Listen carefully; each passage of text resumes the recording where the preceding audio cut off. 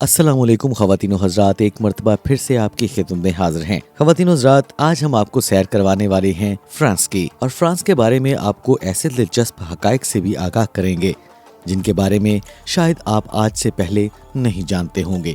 لیکن خواتین و حضرات، آج کی ویڈیو کا باقاعدہ آغاز کرنے سے پہلے ہم آپ سے ایک گزارش کرتے ہیں کہ اگر ابھی تک آپ نے ہمارے اس چینل کو سبسکرائب نہیں کیا تو کر لیجئے، اور بیل آئیکن کو پریس کرنے کے ساتھ ساتھ آل نوٹیفیکیشن بھی آن کر دیں تاکہ مستقبل میں بھی اسی طرح کی معلوماتی، سیاحتی اور تاریخی ویڈیوز آپ کی زندگی کا حصہ بنتی رہیں۔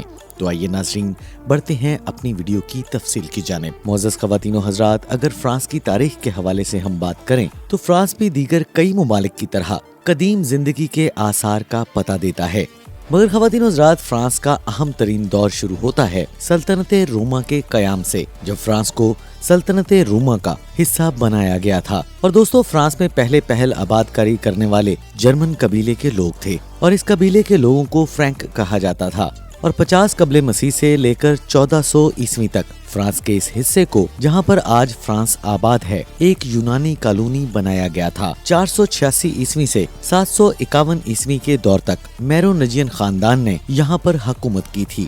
یہ خاندان فرانک قبیلے کے خاندانوں میں سے ایک خاندان تھا، اس لیے خواتین و حضرات 486 عیسوی سے آنے والے اگلے دور کو فرانکیا کہا جاتا تھا، اور خواتین و حضرات 751 عیسوی تک میرونجین خاندان تقریباً 300 سالوں تک یہاں پر حکومت کرتا رہا، اور فرانک قبیلے میں ہی ایک اور خاندان بھی تھا جو پچھلی 2 صدیوں سے یہاں کی بادشاہت کے لیے لڑ رہا تھا، اور جن کو عوام کی حمایت بھی حاصل تھی۔ اور خواتین و حضرات 751 عیسوی سے 987 عیسوی تک اسی خاندان نے اپنی طاقت کے بلبوتے پر فرانس کی اس سرزمین پر اپنی حکومت برقرار رکھی۔ خواتین و حضرات، اس خاندان کا نام کیرولنجین خاندان تھا، اور دوستو 987 عیسوی سے دور شروع ہوتا ہے ایک ایسے خاندان کا جسے لوگ آج خاندان فرانس کے نام سے بھی جانتے ہیں۔ یہ خاندان فرانس کے قدیم نسلوں سے چلا آ رہا تھا، جو کہ ایک فرینک قبیلے کے سردار ہوا کرتے تھے، اور پھر 10ویں صدی میں اس خاندان کو کاپے خاندان کے نام سے مقبولیت حاصل ہوئی، اور یہ 987 عیسوی سے 1328 عیسوی تک فرانس میں حکومت کرنے والا ایک شاہی خاندان مانا جاتا ہے۔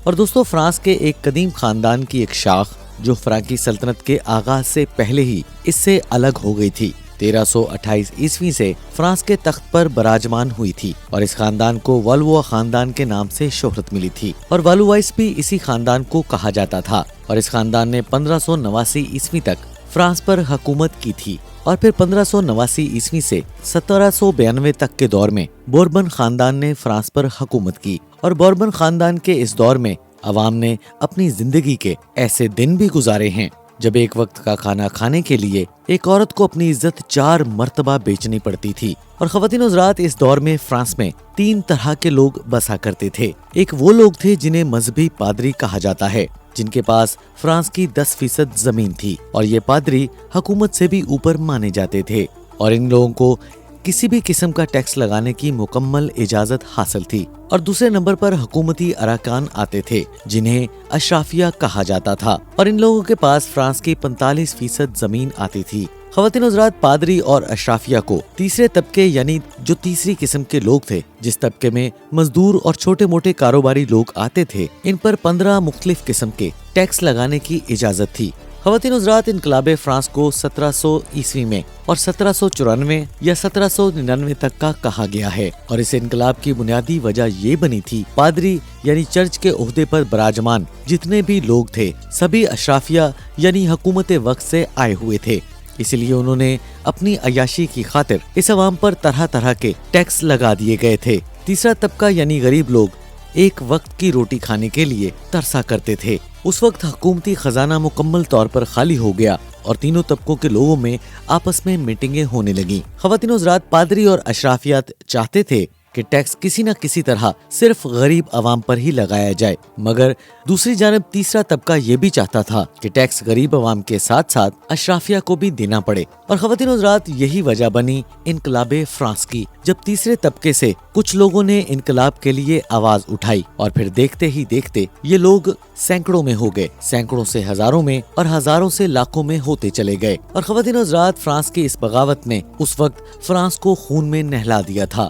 जब 14 जुलाई 1789 को कुछ बागियों ने फ्रांस में मौजूद एक छोटे से किले बस्तील पर हमला कर दिया था और इस किले में सिर्फ 7 कैदी कैद थे और यहाँ पर एक छोटा सा असला खाना भी था। बागियों ने कैदियों को रिहा करवाया और असला खाने में जो असला पड़ा हुआ था उसे उठाकर वहाँ से ले गए। इसीलिए तारीख ने 14 जुलाई का दिन इनकलाबे फ्रांस के आगाज का दिन कहा है। और ख़वातीन हज़रात 1792 से लेकर 1794 तक का अरसा इनकलाब का तशद्दुद और दहशत का दौर कहलाता है। और ख़वातीन हज़रात 1792 के अवाखिर में शाह फ्रांस, जिसे फ्रांस के 16वें लुई बादशाह भी कहा जाता है, को गिरफ्तार कर लिया गया था और इसके साथ साथ मलका को भी गिरफ्तार कर लिया गया था। और फिर ख़वातीन हज़रात 21 जनवरी 1793 को अवामी अदालत के फैसले ने शाह फ्रांस को फांसी पर लटकवा दिया था और फिर इसी साल 16 अक्टूबर को इसकी मलका को भी फांसी दे दी गई थी। और ख़वातीन हज़रात इन 2-2.5 सालों में इनकलाबी अवाम ने हर उस शख्स को कत्ल कर दिया जिसकी ताजी शेव हुआ करती थी, जिसने हाफ निकर पहनी या नए कपड़े पहने हुआ करते थे, या जिसके मुंह से शराब की बदबू आती थी। यानी जो भी शख्स पैसे वाला महसूस होता था, सब लोगों को कत्ल कर दिया गया था। और ख़वातीन हज़रात पादरियों को मजहबी अलामत समझा जाता था, मगर इस इनकलाब ने कई एक पादरियों को भी मौत के घाट उतार दिया।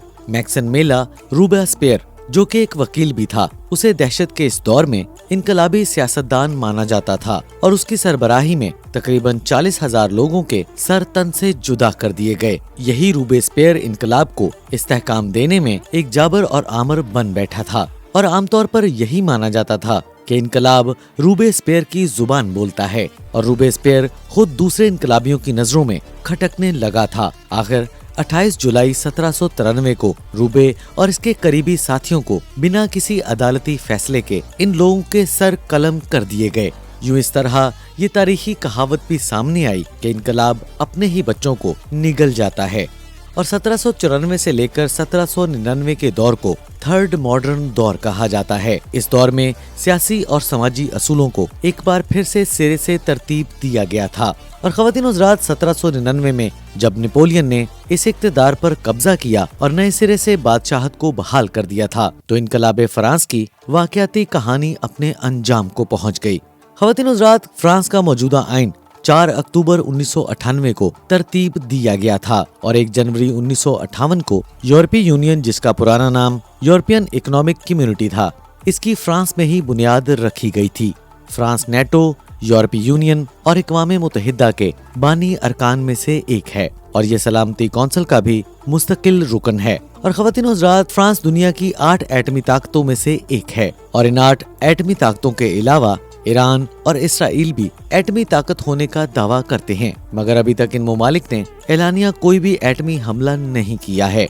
और मोअज़्ज़ज़ ख़वातीन हज़रात, न्यू कैलेडोनिया के अलावा फ्रांस और इसके 7 मकबूजा इलाकों का कुल रकबा 6,40,679 मुरब्बा किलोमीटर बनता है। और ख़वातीन हज़रात, ये मुल्क अपने रकबे के एतबार से दुनिया का 42वां बड़ा मुल्क है और 2017 की एक रिपोर्ट के मुताबिक फ्रांस की कुल आबादी 6,72,01,000 अफराद पर मुश्तमिल थी और ये दुनिया का 20वां बड़ा मुल्क था। ख़वातीन हज़रात, अगर फ्रांस के बारे में दिलचस्प हक़ाइक़ की बात की जाए तो पेरिस शहर फ्रांस का दारुल हुकूमत है और दारुल हुकूमत होने के अलावा और ये फ्रांस का सबसे बड़ा शहर भी है। ये शहर फ्रांस की आमदनी में 1/4 हिस्से का किरदार अदा करता है।